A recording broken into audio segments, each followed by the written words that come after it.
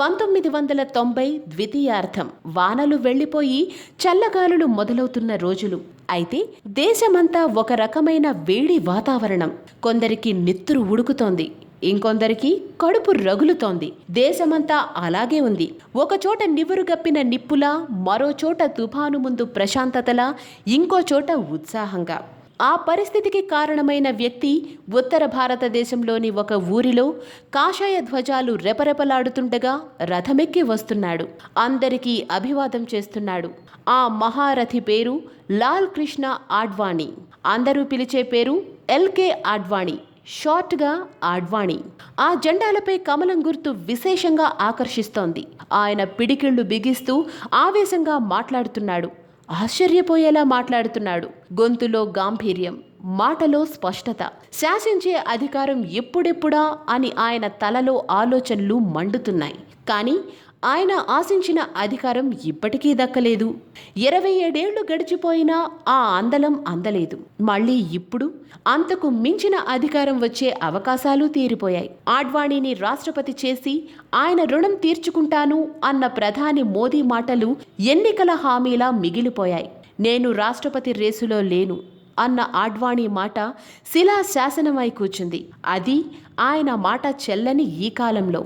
ఇందిరా హత్య తర్వాత జరిగిన ఎన్నికల్లో 1984లో 2 సీట్లకే పరిమితమైన బీజేపీ ఆ తర్వాత ఆడ్వాణి కృషితో 85 మంది ఎంపీల పార్టీగా సంకీర్ణ ప్రభుత్వానికి మద్దతిచ్చే పార్టీగా ఎదిగింది. ప్రధానమంత్రి ఎవరో నిర్ణయించే నచ్చని ప్రధానిని పదవి నుంచి తప్పించే స్థాయికి పెరిగింది. తన పార్టీ అభ్యర్థే, ఇంకా చెప్పాలంటే తానే ప్రధాని కావాలనే సంకల్పంతో రథయాత్ర మొదలుపెట్టాడు ఆడ్వాణి. రాజీవ్ గాంధీ హత్య జరిగుండకపోతే 1991లో ఆయన సంకల్పం నెరవేరేదేనేమో. కానీ విధి వేరేలా ఉంది. మళ్లీ అస్తిత్వం కోసం పోరాటం ప్రారంభమైంది. 1992లో మహా విధ్వంసం. ఆడ్వాణి పేరు దేశమంతా మార్మోగిపోయింది. కానీ లౌకికవాదుల దృష్టిలో దుమ్ము కొట్టుకుపోయింది. బీజేపీ శిబిరంలో మాత్రం ఉత్సాహం ఉరకలేసింది. ఎప్పుడెప్పుడు ఎన్నికలు వస్తాయా, ఎప్పుడెప్పుడు గెలుస్తామా అన్న ఆరాటం మొదలైంది. 1996 రానే వచ్చింది. ఎన్నికల్లో మహారథిని ప్రధానిని చేసే స్థాయిలో కాషాయ దండు గెలవలేకపోయింది. మిత్రపక్షాలు లౌకికవాదం పల్లవి ఎత్తుకున్నాయి. ఫలితం ఆడ్వాణి ప్రేమిత్రుడు అటల్ బిహారీ వాజ్పేయి ప్రధాని అయ్యారు. తొలుత 13 రోజులు పాలించారు. విశ్వాస పరీక్షలో ఓడారు. మళ్లీ ఎన్నికలొచ్చాయి. వాజ్పేయి మళ్లీ ప్రధానయ్యారు. ఈసారి 13 నెలలు పాలించి పార్లమెంట్లో ఓడారు. మూడోసారి మళ్లీ ప్రధానిగా పగ్గాలు చేపట్టి 4.5 ఏళ్లు పాలించారు. ఈ 6 ఏళ్లు ఆడ్వాణి నెంబర్ 1 అనిపించుకున్న నెంబర్ 2 స్థానంలోనే ఉండిపోయారు. తదుపరి ఎన్నికల్లో భారత్ వెలిగిపోతోంది అంటూ మళ్లీ రథయాత్ర చేశారు. ఓటమి ఎదురైంది. తనపై పడిన మతతత్వ ముద్రను చెరిపేసుకునేందుకు జిన్నాను లౌకికవాదిని చేశారు ఆడ్వాణి. ఫలితంగా సొంత వారే కొంత దూరం పాటించే స్థితి వచ్చింది. 5 ఏళ్లు భారంగా గడిచిపోయాయి.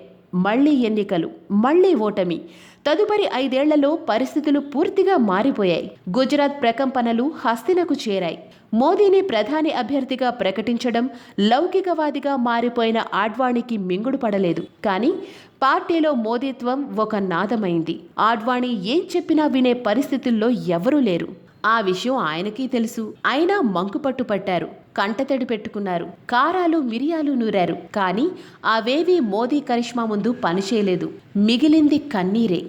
ఊహించినదే అయినా ఊహకందనంత గొప్పగా మోదీ ప్రధాని పదవి చేపట్టారు. సంకీర్ణ శకంలో బంపర్ మెజారిటీ సాధించి ఒంటి చేత్తో కాషాయ ధ్వజాన్ని దేశవ్యాప్తంగా రెపరెపలాడించారు. ఇంత సాధించిన మోదీకి కృతజ్ఞతలు అని ఆడ్వాణి అనడం, దానికి మోదీ కన్నీరు పెట్టుకోవడం గురు శిష్యుల అనుబంధానికి ప్రతీకగా నిలిచింది.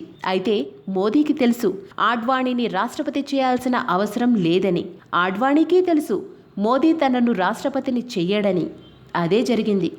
బీజేపీని ప్రజల్లో ప్రత్యక్షంగా తీసుకెళ్లాలని నాడు ఆడ్వాణి ఎంచుకున్న బాబ్రీ వివాదం పరోక్షంగా ఆయనకు రాష్ట్రపతి పదవి కూడా రాకుండా చేసింది. ఆశ నిరాశ అయింది. కన్నీరే ఇక మిగిలింది. పార్టీ కోసం ఆడ్వాణి ఎన్ని చేశారు, ఎంత కష్టపడ్డారు, జీవితాన్ని ధారపోశాడు. పార్టీ కోసం నాడు ప్రధాని పదవిని త్యాగం చేశారు. లౌకికవాదిగా కనిపించే ప్రయత్నమూ చేశారు. అయినా అనుకున్నదేది జరగలేదు.